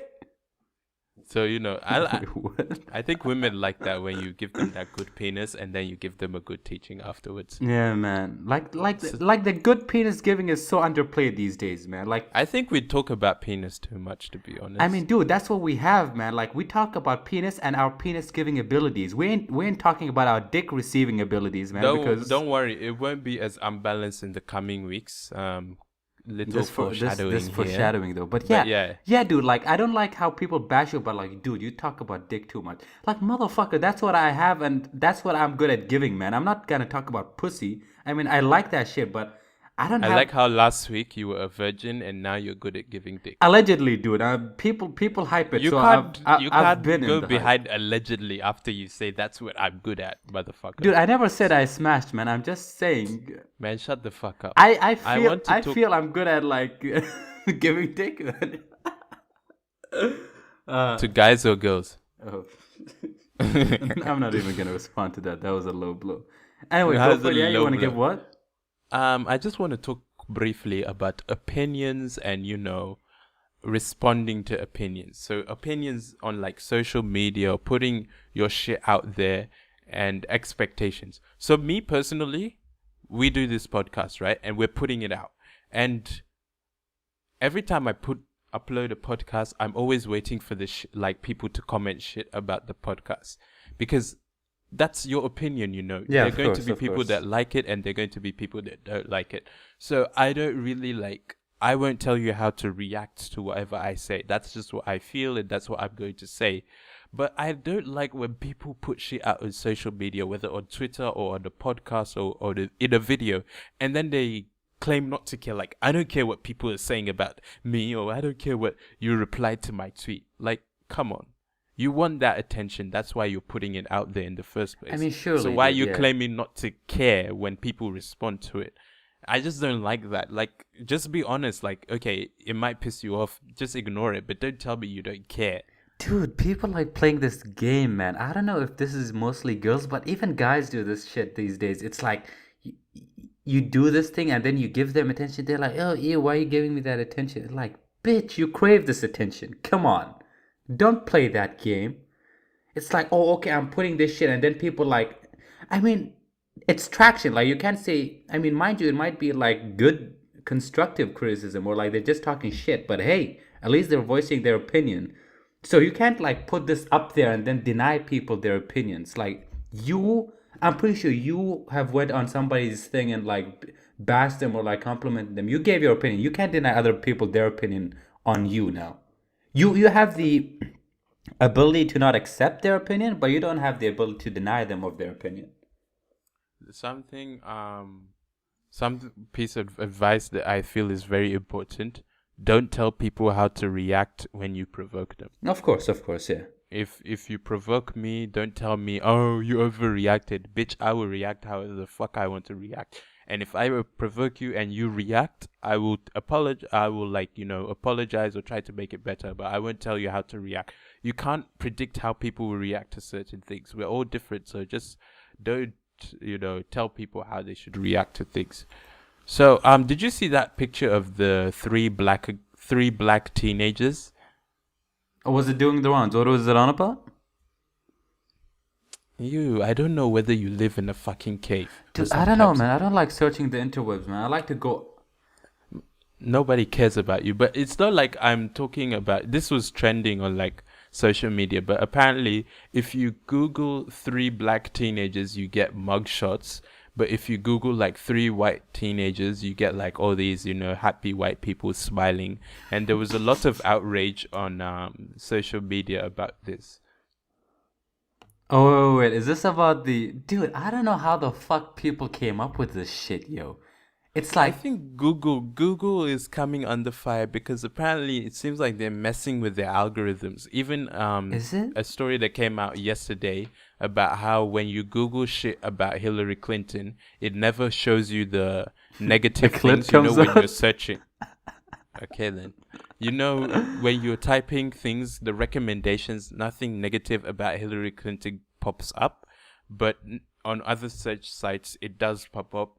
And secondly, they did the trends and they found that the negative things are searched more, but Google prevents them from being shown on the suggestions list. So apparently there's a lot of outrage about that. People were drawing the links between her and the CEO of Alphabet and talking about how he kind of funds her campaign or whatever. So I think Google is. For the black kids one, I honestly don't know if it's just down to the algorithm. Because some of these things are down to the algorithm. If this is true, like I think they like did it again, man. Because if You could if Google it right now. no, I am. If what you said, like I googled three white teenagers, right? Like I'm seeing mugshots though of white people, which is weird. Are you sure? Yeah, Let yeah. me It's Google like it's this. like they changed it again, or it's because like this has been hyped and now like they're putting things up. Yeah, Yeah. no, no, it's because it's been hyped and maybe the algorithm has switched because more people are like tweeting about photos of. No, you're seeing black people mugshots. What are you saying? No, You're no, seeing no, the no, no, no, no, comparison. no, no, no. I'm not seeing. I just typed in three white teenagers and then I searched the images. Yeah, and what did you see? I'm seeing mugshots of black people and white people and Yeah, people commenting on the because of the basically. stories. Yeah, Yeah, but of course, yeah. apparently that's what happened. So I don't know, man. I think it's just something that is I not mean, really that I mean, important. I mean, dude, like people these days, they're sensitive over everything, man. Like, I think it's a bit too sensitive here. yeah, it is. It is like okay, like three, dude. You know what this is? One guy was like, for whatever purposes. Okay, first of all, who the fuck searches up three black teenagers? I mean, come on, man. You I think you these have to things just be, happen by coincidence. dude. Are you ever gonna be there and like searching three pigeons? First of all, it's Maybe too I might be doing something on pigeons. You never fam. know. It's too specific, man. First of all, why the number three? Second, why black? And then why teenagers? Why didn't he search three black milfs? Why didn't he search three white amiibos? I don't know, man. Something. Why are you assuming that he did not search those things first? I don't know, man. But I'm just trying to get into the mindset of this motherfucker who searched this shit up, man, because it's weird as I fuck. think it was deliberate to try and see like the comparison, and it Maybe, just man, blew up. maybe. Yeah, maybe he's like on some next level shit, yo. Maybe he's like, oh, No, fuck, no, no. fam, I'm cracking this shit. Google's racist, like, fuck. So yeah, continuing our earlier topic about Hillary Clinton. So as I'm sure everybody knows, she's essentially going to win. I wouldn't call her the presumptive nominee because she hasn't crossed the Dude. delegate When threshold. she crosses this border, she's gonna end up sucking that the Donald Trump dick, man. Unfortunately for me, but hey, I'm not from Mexico, so the wall's not gonna interfere with my life, so. But I don't. Obama like endorsed her, and I think that was a bit, like he was just waiting for it to happen. Now, granted, he doesn't like Bernie Sanders because Bernie Sanders, in a way, makes him look bad because he's campaigning essentially what Obama campaigned for, and then sort of renegated on when he got into the presidency. But I just feel like the whole thing, it's sad for me. I'm like really like dejected now because it's not because like Bernie Sanders or whatever. It's because the policies that are there, the things that Hillary has said and the things that she's done and her positions actually don't bode well for not just America but in the entire world. Yeah. If anything, like Hillary is more ferocious than Donald Trump. Like Donald Trump, the type to say some shit and not actually enforce it. Hillary, not saying anything, would actually do a lot of shit. Granted, she has said Like things, but yeah. like even the I don't know if Trump is more ferocious or whatever because you can't tell. He himself doesn't even know what he's going to do. But this is a lady who's very like pro-war. Yeah, She has yeah. called for imposing imposing a no-flight zone in Syria, which requires ground troops. She was the one who pushed for the intervention in Libya. She's very pro-war, so it's and her ties with Wall Street, taking all that money, and then she's coming out to say she wants to shut down private prisons when she's being funded by private prisons. So how are you going to shut down something that's paying you? And everything just like it's leaving me all the positions that she's more liberal in, she's only more liberal in with them because of Bernie Sanders, because Bernie Sanders sort of dragged her to the left, and she kind of did that so that she could gain the support of people who are more to the left in the Democratic Party. But I think the whole thing has been very shady. There have been reports of voter suppression, blocking out independents, blocking out younger voters. In New York, you had to have been registered since I think November or some way outrageous date when nobody was even paying attention What to the the electoral fuck? process, Okay. and reducing the number of polling stations, all that to suppress the turnout and to suppress the vote. And now someone like Elizabeth Warren, who a lot of people had looked up to, endorses her, and people are speculating it's because she wants to be. She herself has said that she would be open to being the vice president. It's a very sad time because both of these candidates are horrible.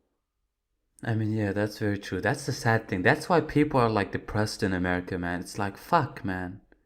And I don't see there being a high voter turnout. And whenever there is a low voter turnout, It means it's shit, yeah.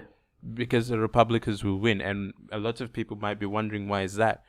The Republican bloc always goes out to vote. When you have a higher turnout, it means more people of color come out, that's Hispanics and blacks and whatever, and more youth, and the youth actually come out to vote. And these groups tend to vote Democrats. So if they don't vote, it means that the Republicans will win. Of course, of course. Even though they're third party options, I don't think I've ever seen somebody of color who's a Republican so far. Except fucking what's his name? What's his name? Ben Carson. Oh god. All right. But yeah, even though there are third-party options such as Jill Stein and Gary Johnson, these aren't feasible options. Jill Stein of the I'm not even Green shitting Party. you, dude. I've never even heard of those guys, man. Yeah, so Jill Stein is of the Green Party. Do you know what the Green Party is? Is it the party that promotes weed? Kind of, but they promote like environment. They're like then God bless their soul, man. If they're promoting weed, I mean the environment is there too. It's like where weed is. I like how weed is more important. Dude, you'd never know the pulling power of weed, man. Weed means like fucking plants and shit, and then boof, man. but jokes though, yeah. So they are more for climate change and preventing climate change. They're more liberal in that they believe in free healthcare, free education, and things of that nature. So Jill Stein is one option for all the Bernie Sanders supporters. But looking at the way the American system works, I don't think it's possible for a third party.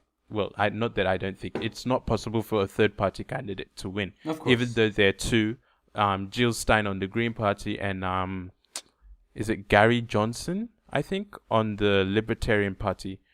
Yes, Gary Johnson. So yeah, nobody has ever heard of these guys, man. Because if they don't win outright, they'll need to take it to.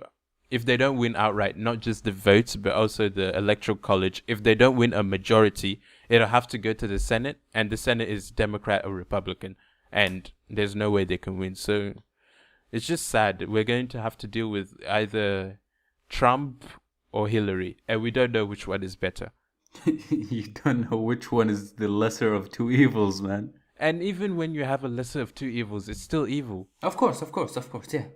So basically, we are fucked. We're all fucked. It's like, okay, basically, right? There's these two options. Plan A gets you fucked. B gets you fucked still, but to a lesser extent. So I don't know, man. A lot of people will say we're too young to be worried about. Dude, this is some type of 0 + 0 = 1 shit, man. Like, it doesn't even make sense, man. I'm tired of this Hilary shit, man. Fuck. So Drake, our Shout boy out to her Drizzy clit, Drake. Okay. Her Drizzy dangly Drake. clit, I assume. I don't know what you've been watching the past few days. I don't know if this dude, have you ever fasting seen frustrated? a very old woman who hasn't like started to drop yet? And by drop I mean sag. So surely that thing has been sagging too, man. So somebody's been watching granny porn. Anyway, it'd be looking like dried grapes down there. Right. So Drake has dropped a few new tracks actually. So he had the collaboration with DJ Khaled for free. Oh, God. He had back on road with Gucci Mane where he was talking like he had shooters, and 4 p.m. in Calabasas. Calabasas, motherfucker. Calabasas. I'm sorry, Mr. LA. No. I was just saying the name of the song, man. But yeah, man. Shout out. I mean, oh yeah, and let's not like drop the beeps, man, because people will like start hating if we don't shout this motherfucker out. And I didn't really rate his remix though. I mean, he had a good album, but I didn't rate this remix. I mean, yeah, but I mean, like, surely you would, dude. Like, if I didn't see this firsthand, like, dude, Justin Bieber pulls bitches, man, pulls bad bitches too. You've been saying this so much. He got his ass handed to him a couple of days ago. Or was it yesterday? Did you watch the video? What, did he get whooped? Yeah, he got whooped. I mean, fuck it, man. He got whooped. He finna smash, man. So it doesn't even matter, man. Shit. But on that 4 p.m. Dude, it's 4 scary, p.m. man. Like, in- I've seen snaps, man. Like, bitches be bawling out, crying when they see this guy. It's like the fucking resurrection of Jesus. Like, what? Okay then. Like, dude, this guy will be performing, and then chicks will be bawling out. Like, the fucking mascara be coming down their eyes. Like, it's like a fucking horror flick, man. It's like this motherfucker is singing, having the time of their life. They're like bawling out, crying. Like, dude, like this guy. This is when I know the power of Justin Bieber, though. This is when I know the power of the Biebs, man. Okay. Anyway, 4 p.m. in Calabasas. Drake is taking a number of shots here. Everybody's like, oh, he's going at Diddy, he's going at Diddy. But I'm just like, why go at Diddy now, you know? I mean, the second thing is like, does Diddy even give a fuck, though? Well, Diddy kind of gives a fuck because allegedly, he slapped him. Yeah, for when he 0 to allegedly 100. stole that track or He whatever. didn't steal it. Man wanted him to write for him, and he was like, you know what, this beat is too hot. I'm going to drop it. When he saw him, he slapped him. And then when he went on the Breakfast Club, they were like, do you still have beef with Drake? And then he was like, nah, he never slapped Drake. Him and Drake are cool. And then Drake drops this track. So for me, I think it was just like, I think Drake was addressing... I don't really feel like he was attacking Diddy. I think he was just addressing everybody, including like Hove, and talking about Division. Shout out to Division, man. The album is sensational. Fire. But I think he was just talking about a lot of things and tried to remind people like he kind of brought ASAP Rocky and Kendrick to the forefront, you know? Yeah, that's very true. What about Schoolboy Q, actually? I like that song, that part. I like Kanye West just was there rambling on in his Kanye man. He's like, okay. Like Kanye West is the only guy that can say that in the song and nobody would be angry and be like, flames, Kanye West, easy, yeah. But like if Drake, like people were going at Drake for saying chaining Tatum, and it's like, yeah, it was a bit. It was meh. corny, but it was meant to be there. Still Yeah, cool. yeah. I still like that line, but Kanye is just like okay, and then at the end he's like freestyling against the bus and just rambling on. Dude, I think Kanye is on some other level. It's like, you know, when you're tuning into the radio and then you adjust the frequency, like he jotted that shit to 1,000. Like nobody's able to pick up what the fuck this guy's saying or doing anymore, man. But shout out to him, it's working for him. So blessings on and blessings. happy birthday to him. But Yeah. I think my problem with Kanye is that he can't articulate himself. He has too much going on in his life for him to actually say things. And in the a thing with normal- Kanye is like, once he start putting his opinions out and people go against it, it's like, oh, you go against my opinion, okay, you finna get fucked by me. It's like, yo, fam, I didn't say shit. I'm just like saying this thing, which kind of contradicts the thing you're saying. But like, dude, this is my opinion, as you're entitled to yours. Just like he starts getting offended by like the smallest shit, man. But yeah, I think he's just very, insecure, I would say. But The only thing I wish Yeah. is like when his fucking Yeezy lines start getting mass produced, man. Like, fuck, fam. Like, you can't get no 350 lows.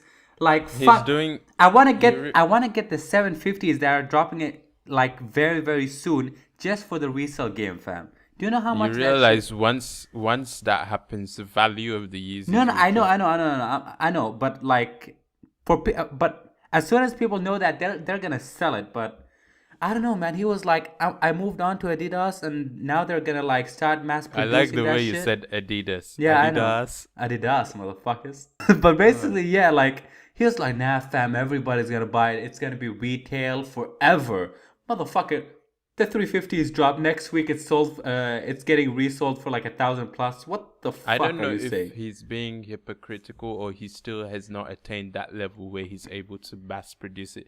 Because people just assume this shit is easy. It's not easy to get a factory and get people and get the materials and suddenly start making shoes. It's not as easy as that. It's a build up. It's a come up. It's This like is- us. this is It's like Adidas. wait. Yeah, It's yeah. like us assuming that because we're in Australia and we have the internet and we have SoundCloud, suddenly we're supposed to have 100,000 listens on on our podcast. It doesn't happen that way. It's a come up. We have to build it up. And I think that's the same thing with him. He has to build it up. And he's been saying, Fam. he has to gain this trust. He has to gain this. And he has to gradually get to that level. Fam, this is Kanye.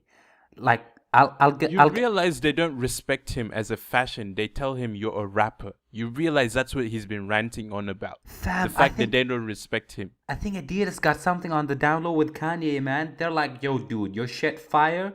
We're just gonna release like a limited amount, right? People are gonna dive and like eat this shit like piranhas, and then like you release your next shit because you know the stigma with the things that are released in a small quantity, right? Like people want them. Like people now, most of the people just want. That's a stigma, though. Is it? Though? I just feel like there's something within the contract, and it's not that he can just go to Adidas and suddenly do whatever he wants. No, they dude, will still have control over what give, he does. Fam, they have no control over what he does. Like in terms of creativity.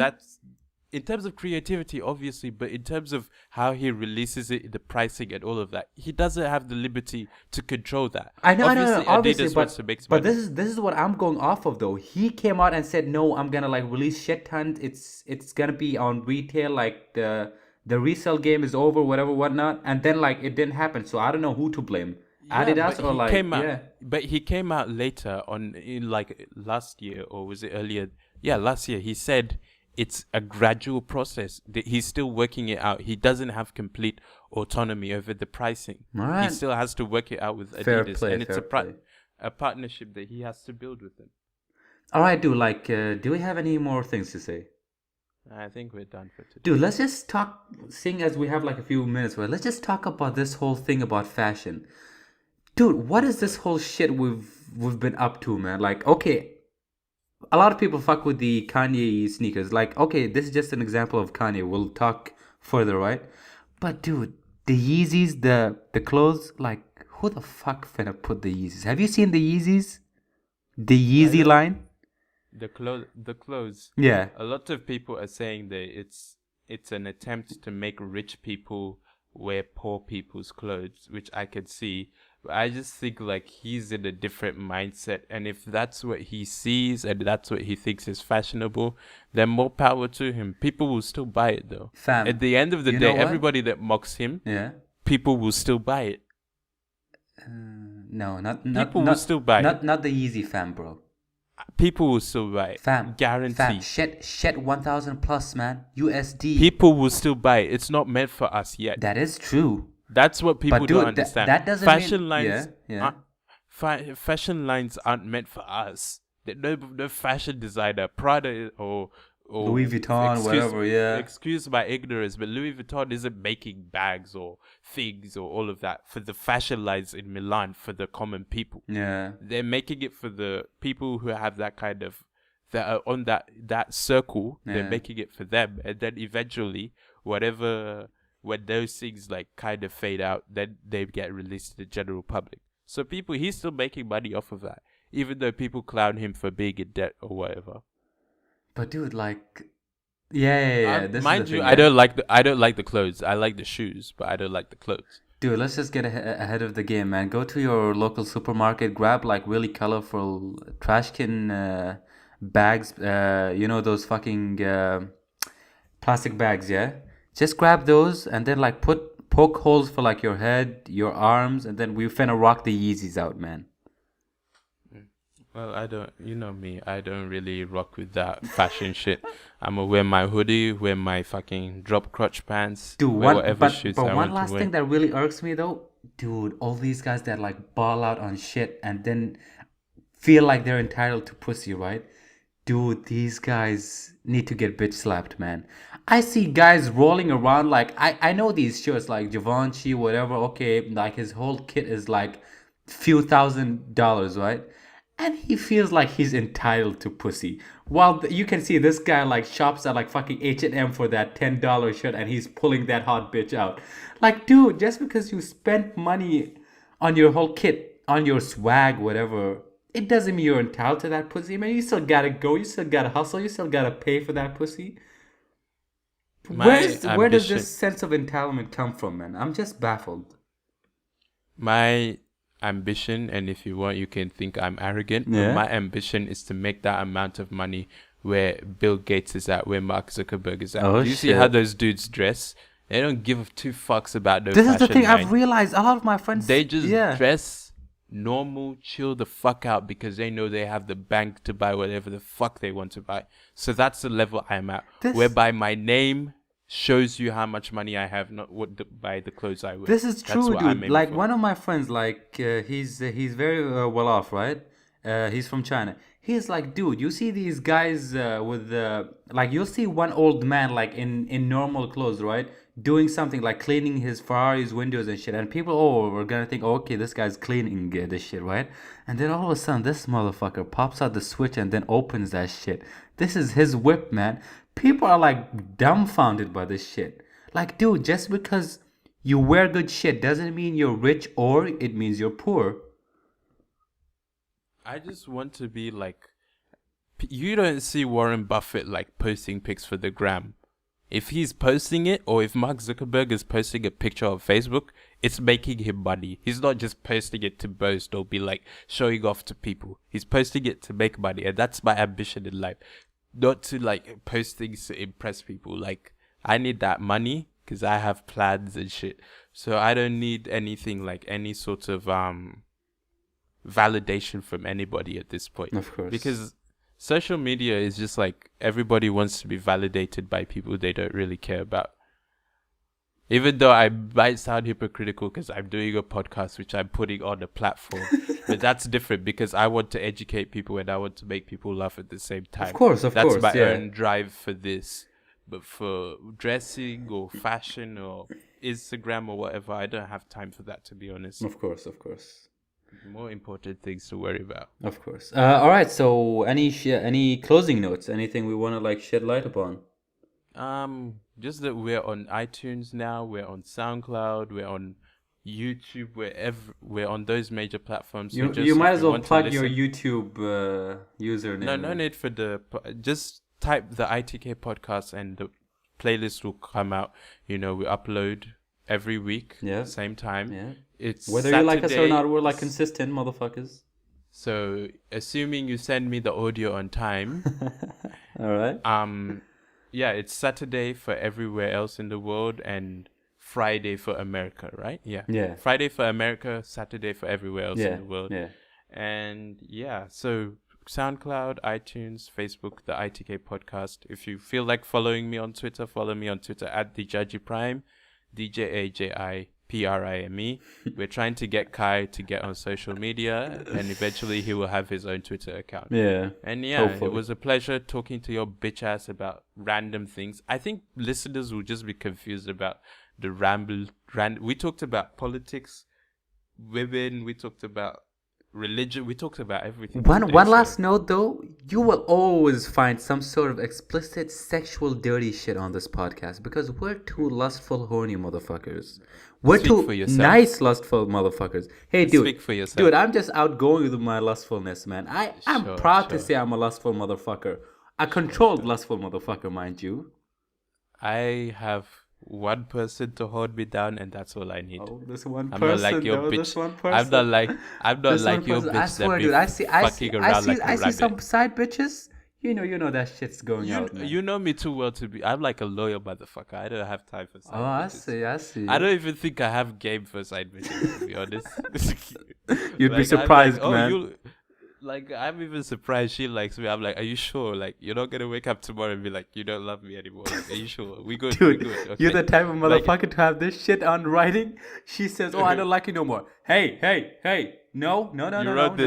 At this time, mind you stop pulling out one long document. Mind you, read this up here. What's this? This is your name. Okay, read through this. What does the bottom line say? I like you. Date. Signature. Whose signature is this motherfucker? Okay, I'm not that lame. Calm the fuck down. Okay, dude. Hey, that's not lame, man. That's like legit document, man. You can sue people based off of that. You can go to court and be like, "Yo, this guy did this, whatever. I'm suing them for like mental harm, man." Shit. Actually, we're gonna talk about that next week. You know, since we're talking about it, but I think we've gone on for a bit too long. But next week we'll be talking about like divorce and shit, and how. God. people be taking half and shit. I think if you came up together, then sure, she deserves to take half.